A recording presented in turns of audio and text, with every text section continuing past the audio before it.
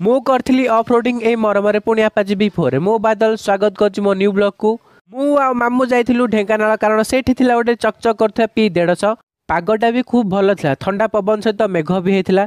केतेबेले आमे ब्रिज जा केतेबेले आमे जंगल देख जाथुलु सेति भितर आमे रास्ता भूली गलु। दुईटा भद्र लोक आसिक आमको रास्ता बतेथिले तो मामू आ मु से रास्ता रे जाउथुलु। रास्ता रे ब्रिज जाउ जंगल भी पड़ला किंतु से भाई कहथिले तुमको गोटे इको वाटर पार्क भी देखा जिवो। मते भी से भाई को कथा विश्वास नथिला किंतु सडन मते ई बैनरटा देखावला। मु जाइथिली सेटा चेक करबा किंतु सेटा SSB किंगडम रो गोटे रिजॉर्ट जोथरे कपल फ्रेंडली आ स्विमिंग पूल सहित रूम भी अवेलेबल थिला।